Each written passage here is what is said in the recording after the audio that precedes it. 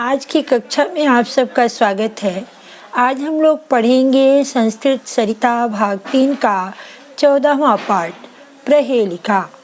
प्रहेलिका का मतलब होता है पहेली। तो इस पाठ में हम लोग पहेली को पढ़ेंगे।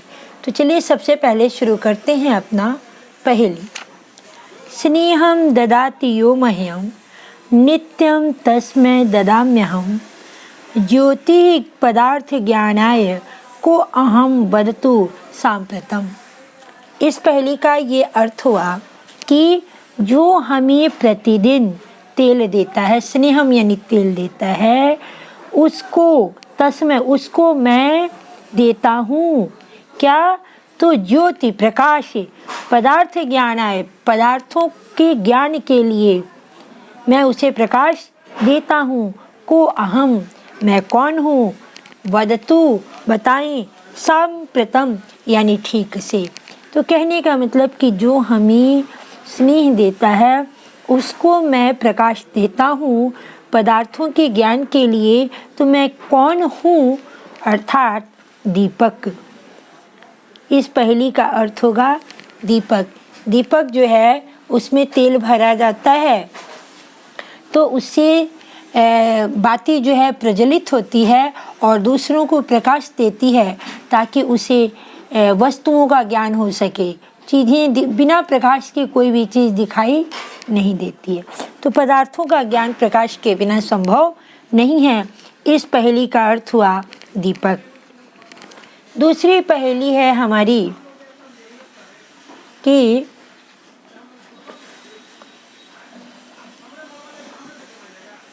त्रिनेत्रो अपि शिवो न अस्मि घटो न अस्मि जलान्वितः कुर्चश्मे श्रूयुतो नित्यं नरो नास्मि ब्रवीतु माम्।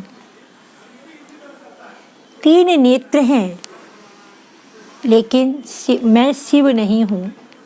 जल से भरा हुआ हूँ लेकिन घड़ा नहीं हूँ। दाढ़ी मूँछों से युक्त हूँ लेकिन नर नहीं हूँ। बताएं कि मैं कौन हूँ। तो 3 नेत्र हैं मुझे लेकिन मैं शिव नहीं हूँ। जल से भरा हुआ हूँ, घड़ा नहीं हूँ, और दाढ़ी मूँछों से युक्त हूँ लेकिन मैं नर नहीं हूँ, अर्थात नारियल। तो नारियल को संस्कृत में हम लोग कहते हैं नारिकेलम। आप नारिकेलम कहेंगे। नारियल को संस्कृत में नारिकेलम कहते हैं। और यहाँ दीपकः चाहे दीपः। अगला है अपदो दूरगामी च साक्षरो न च पंडितः अमुखा अस्पष्ट वक्ता च यह जनाति सह पंडितः। अपदो यानी बिना पैर के, दूरगामी दूर तक जाती हूँ, और साक्षर हूँ यानी अक्षर हूँ लेकिन पंडित नहीं हूँ। अमुख हूँ, मैं बिना मुंह से भी अस्पष्ट बोलती हूँ, अस्पष्ट वक्ता हूँ। यह जनाति स पंडिता, जो जानता है वह पंडित है। यानी बिना पैर के मैं दूर जाती हूँ, अक्षर हूँ लेकिन ज्ञानी नहीं हूँ, बिना मुख के भी स्पष्ट बोलती हूँ। तो यह जो समझे वह पंडित है, अर्थात पत्रम, चिट्ठी।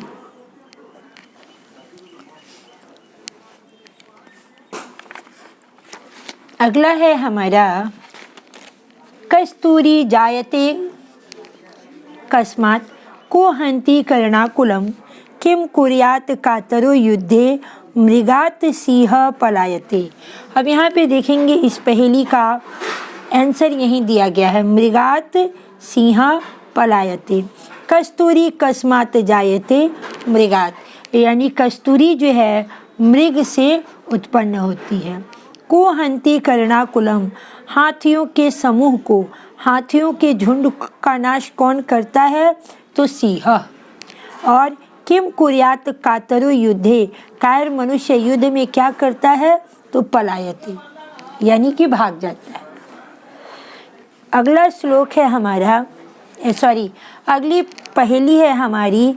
चक्री त्रिशूली न हरो न विष्णु महान बलिष्ठो न च भीमसेनः स्वच्छंदगामी न च नारदो अपि सीता वियोगी न च रामचंद्र।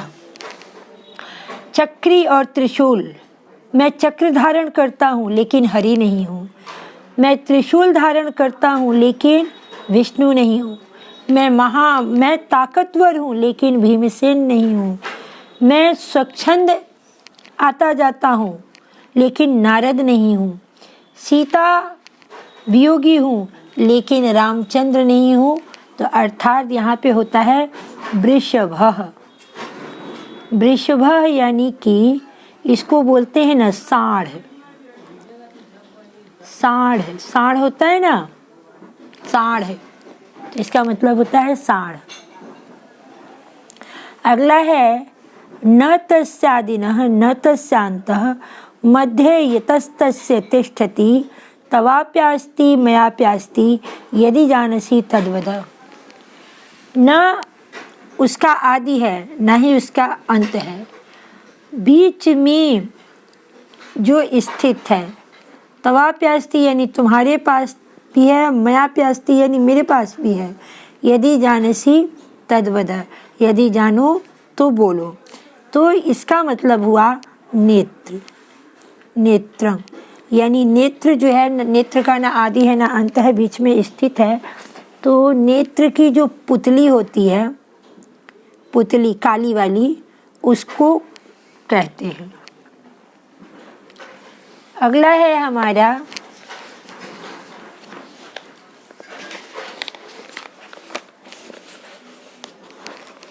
का पांडुपत्नी गृहभूषणम किम को राम शत्रु किम अगस्त्य जन्म सूर्याक पुत्रो वेस्ति चेतम त्वम कुंती सुता रावण कुंभकर्ण।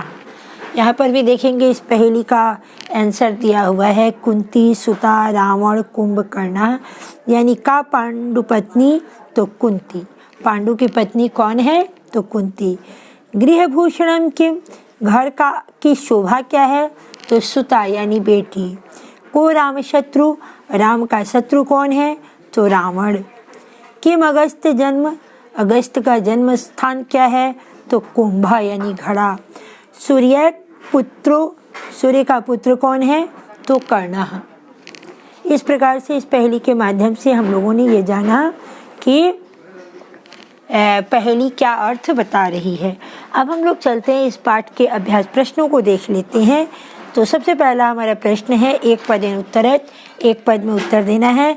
अगस्त मुने जन्म स्थानम किम कुंभः, पांडुपत्नी का आसीत कुंती, युद्धे कः पलायति कातरः, साक्षरोऽपि कः पंडिता नास्ति पत्रः, कस्तूरी कस्मात् जायते मृगात्। क्वेश्चन नंबर 2 में एक वाक्य में उत्तर देना है। पदार्थ ज्ञानाय ज्योति कः ददाति दीपः, पत्रम कथम सन्नपि दूरम गच्छति अपदः, कुर्चश्म श्रूयतो अपि नरः कः नास्ति नारिकेलः, सूर्यस्य एकः पुत्रः कः अस्ति कर्णः, हरिणाकुलं कः हन्ति सिंहः, गृहस्य आभूषणानि कानि सन्ति, घर का आभूषण क्या है तो सुता यानी बेटी। तीसरे में हम लोगों को क्या करना है, मैच करना है, श्लोक को मिलाना है। अमुख अस्पष्ट वक्ता च, तो इसका होगा यह जानती स पंडितः, कुर्चश्म श्रूयतो नित्यम नरो नास्मि ब्रवीतु मां, कस्तूरी जायते को हन्ति कर्णाकुलम, स्वच्छंदगामी न च नारदो अपि सीता वियोगी न च रामचंद्र। क्वेश्चन नंबर 4 में हम लोगों को संधि विच्छेद करना है। तो सबसे पहले हम लोग संधि विच्छेद को देख लेते हैं, उसके बाद संधि को देखेंगे। नास्मि न जोड़ अस्मि, त्रिनेत्रो अपि त्रिनेत्रः जोड़ अपि, जलान्विता जलम जोड़ अन्वितः, तस्यांतः तस्य जोड़ अंतः, साक्षरः स जोड़ अक्षरः, तवापि, तव जोड़ अपि। अब यहाँ हम लोग संधि को देखेंगे। ददामि जोड़ अहम, ददाम्यहम। सूर्य एक पुत्रः, सूर्यैक पुत्रः। चेत त्वं, चेत त्वं। यः मह्यं, यो मह्यं। यः तस्य, यतस्ते। नारदः अपि, नारदो अपि। इस प्रकार से अब हम लोग क्वेश्चन नंबर 5 में रिक्त स्थानों की पूर्ति करेंगे। अपदः दूरगामी च, साक्षरः न च पंडितः। का पांडुपत्नी गृहभूषणं के, को रामशत्रु, किम अगस्त्य जन्म। सूर्यैक पुत्रो वेस्ति, चेत त्वं। कुंती सुता रावण कुंभकर्णः। स्नेहं ददाति यो मह्यं, नित्यं तस्मै ददाम्यहम्। क्वेश्चन नंबर 4 में पदानां विभक्ति वचनम लिंगम च लिखत। निम्नलिखित पदों के विभक्ति वचन और लिंग बताने हैं। तस्मै चतुर्थ विभक्ति एक वचन और पुल्लिंग शब्द है। तव षष्ठी विभक्ति एक वचन और पुल्लिंग शब्द है। मृगात पंचमी विभक्ति एक वचन पुल्लिंग। मह्यम चतुर्थी विभक्ति एक वचन पुल्लिंग और करिणाम द्वितीय विभक्ति एक वचन और पुल्लिंग शब्द है।